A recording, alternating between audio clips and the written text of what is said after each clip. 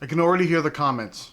Illustrations by me. You know, you have heard me say countless times that my art doesn't really mean anything. And I always say I hate when artists just talk about, go on for paragraphs about, oh, the circle is society, and that nobody cares. You make something look interesting, and that's all that really matters.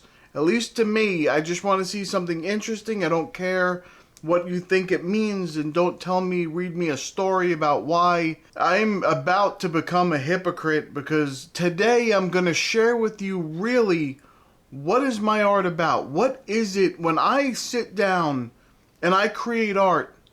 What is going through my head? What am I thinking about? What's really going on with me? Why am I thinking? So that's what I'm going to talk about today. Let's get into this. I'm just going to do something, and it's going to be basically in this explanation. So all of my art follows the same simple explanation. I hope you enjoy it. Now, there may be some confusion to my art style or my art methodology, however you want to look at it. My art is not designed to be chaos or randomness splattered on a page. Now, I know it may seem that way sometimes, but although it does seem that way, or it seems like maybe it starts out that way, I work at making a cohesive, orderly painting that imitates reality. Now, it doesn't look like that because it looks, okay, it's an abstract piece of art. But while it may not seem like I'm doing anything on purpose, I assure you my goal is just that. So the best way I can explain it is to, if you go to a very high place, you know, have you ever been to like scenic overlooks and they overlook the mountains and you can see layers and layers and layers of mountains and trees and when you look out you see 1,000 different shades and hues of greens and blues and yellows and reds and browns, all different colors. And at first it seems very chaotic. But once you take it in, you realize that the way the colors are and the way the trees line up and the rocky spikes that may be sticking up out of them if you're in the mountains, and nothing's really out of place. Nothing clashes, and everything is very orderly and harmonious. And another example, if you've ever been by the ocean and you see a sunset that's spread across the ocean waves, and there's yellows and blues and greens and reds, and they all kind of dance along the waves as they shimmer, and they kind of sway back and forth. It could seem utterly chaotic at the moment when you first look at it, but once you take a moment to soak it in, once again you'll find that nothing is out of place, nothing clashes, everything is very orderly and harmonious. And that's what I want my art to be. I use a lot of different colors sometimes. They don't belong together. They should clash.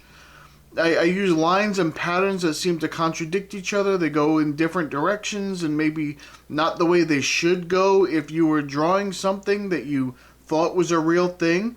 But my hope is that when you take a moment to just soak it in, that all you'll find is nothing out of place, nothing that clashes, and everything is very orderly and harmonious. That is my goal. That's what I try and do with every piece. I know sometimes I just put lines on a page. Sometimes I just put squiggles, or I just put a bunch of paint down and there's no order to it at all. But in the end, as I work through it, I try to make it very orderly. The goal is to make it look like those mountains or that shimmering sunset. The idea is to imitate what's in nature, that if you just looked at it, if you look out and you just stare out across the ocean during a sunset, there's nothing that it actually looks like. You just see the colors and shapes dancing as the waves go up and down. That's basically the same idea. When you look out over that mountain, then you see all the different shapes and colors and different things that are out there, and the trees and the rocks and all this stuff.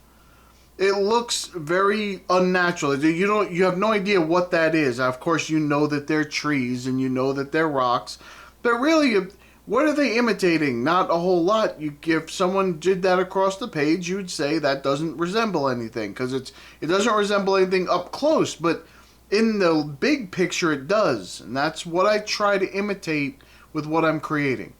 And I hope you see that. And if you don't see that, I'm doing something wrong. Now, it doesn't matter how you interpret those lines and shapes and colors. That's up to you. If you see different things within the art, that's fine. I have no problem with that. I just want it to look cohesive as a single unit. I want it to look like it's actually supposed to fit together. It's supposed to look like that. And that's really my only hope for everything that I do. So I hope that gives you a little bit of insight. When I sit down to create something, when you watch these videos and I create something and you watch me create it, that's what I'm trying to do. I first start very randomly, and then I try and take that chaos and make it very orderly and make it look pleasant. Like it belongs, like it was always intended to belong there. Usually when I sit down, I don't have an idea in my head of what the end result's going to look like.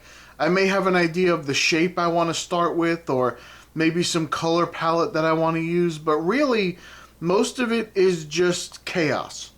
And then I bring about something out of that, and I think that everything lands, when I'm done with it, for the most part, everything lands exactly how I want it to land, and everything is where it's supposed to be, and that's what I want it to look like. Like I had a plan the whole time. Like I planned this for weeks, and I was sketching it for months before I ever put the pen to paper on this video here. But that's what I want it to look like. I hope it comes across that way. Now, it might not be literally, obviously, if someone was planning something for months, it wouldn't look like this. But you know what I mean. You understand what I'm saying. So that's just a little insight. And now I have to get into the next section. I have to talk about this because I have never in my life received, and it's only been 3 years, but I've never in my life received so much hate on one section of videos in my life. Even my podcasts did better than the Schminka videos. I mean, not saying that they didn't get a lot of views or a decent amount of views. I just mean that they are my least liked. I got plenty of thumbs down on those. Everybody yelling at me that I'm doing it wrong. I don't know how to use granulating paint, and I didn't use enough water, and oh, maybe it works better. You're supposed to use it on this kind of paper, not that kind of paper, and you're not supposed to use this kind of brush. You're supposed to use that kind of brush. But here's the thing, and this is just, listen, I'm not saying that those paints were bad. I'm not saying that the super granulating paints are bad. Everybody's acting like I just called their baby ugly. I'm not calling your baby ugly. All I'm saying is, it's not for me. I don't want a set of paints that I have to use any other way than how I use paints. You understand what I'm saying? The Daniel Smith, like this is the Holbein set that I'm using here. I'm using Holbein watercolor here. No problem. Everything's working exactly how I want it to work. I don't have to think about it. I could use a water brush or I could use a regular brush. I chose to use a regular brush this time. That's all. When I do these with the Holbein, I'm smashing into all these different colors. I tend to use a regular brush because I want the colors to mix more, and sometimes the water brush, the paint kind of washes itself off, and I don't want that to happen. I want the paint to stick on the brush, so that's what I do. But I could use a water brush with these paints, and they'd come out exactly how I want. And the Daniel Smith, the same thing. Now, the Daniel Smith paint, I have been using granulating watercolor for about 8 years now. I know how to get it to granulate. I understand how to make it look nice. I've used it on different papers. It all reacts the exact same way on every different paper I've ever used it on. It works the same way no matter how much water I have in it. And I know if you want to thin it out, you see more of the granulation sticks out. I get it. But even if I don't water it out, I can still see the granulation in the paint. And I wasn't saying that I couldn't see the granulation in the Schminka paints.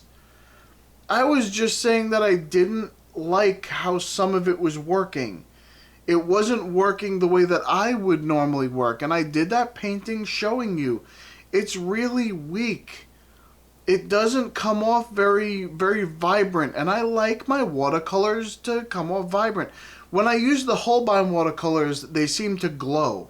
Even when they're diluted, they seem to glow on the page. Like this drawing here, this painting here, the paint seems to glow behind all that ink.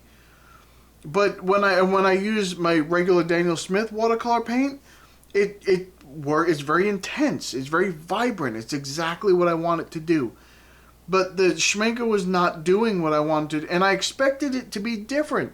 The colors I expected to be different. And I will tell you, you can look at, I think it was, I don't remember, it used to be the watercolor misfit, I think last name is Soden or something. But anyway, I've seen her channel, and she did this about a year ago. She looked at the same paints, and when she used that Volcano Red, it was very, very light. And she did like that color, but I didn't. It's not for me. And all I'm saying is it's not for me. That's all I'm saying. I'm not saying the paints are bad. The paints may be great. And this is the thing about artists. If they use something and then you say you don't like the thing that they use, all of a sudden you're a terrible person. I had a ton of people unsubscribe on that video. The first video where I was doing the swatching, I had people yelling at me.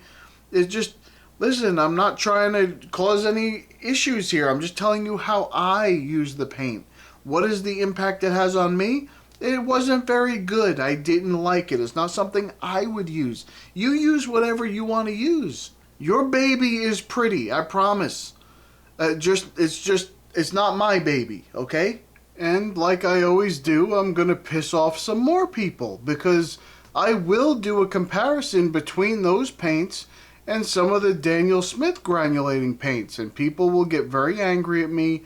Not a lot. Some people really hate the Daniel Smith paints, especially the Primatech line. They hate those paints, but I love those paints, and they were going to defend Schmincke until they pass out on the lawn from heat exhaustion in the middle of winter.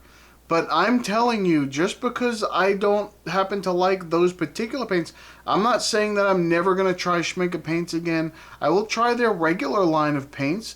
It's just their super granulating paints are not my thing. There was a couple of colors that I really liked. It's just that they're not very intense enough. So if I was going to use them, I would have to layer them multiple times to get the intensity up. That's all. I'm not saying that I would never use anything ever like that. I wouldn't. The ones that I liked, those couple of colors that I was checking out that I liked, I may get them still. They're just, I have to use them differently, and that's something that sometimes I don't like to do. I like to just not think about the whole thing on what I'm doing with the paint. I'd rather think about the process of creating the art and how I want things to go, and I want to do this, and I don't want to be surprised when I go to use a color. I'm like, oh, I forgot. That's not going to come out the way that I want. So that's the only part that I'm talking about here. All right, I have pissed off enough people for one day, so thumbs up the video if you get what I'm saying about my art, and hopefully it looks cohesive. If this piece looks cohesive, please let me know. Say, yes, it looks like it was supposed to be that way, like you planned it that way. And if it doesn't, still, I would appreciate a thumbs up anyway, because it helps. And if you got anything out of this video at all, good or bad, please consider subscribing if you are not already set up. Alright, if you would like to join our community, go to illustrationsbypete.com. You can come in, you can put your own artwork on the site and promote it. You can find some inspiration in the free reference photos. You can just use them however you want in your artwork. You do not need to credit me. Or you can come into the forums and talk to some people and maybe give some advice and maybe find a little bit of information that helps you. So come check us out. Alright, that's about it for me. I'm going to go. I'll see you in the next one.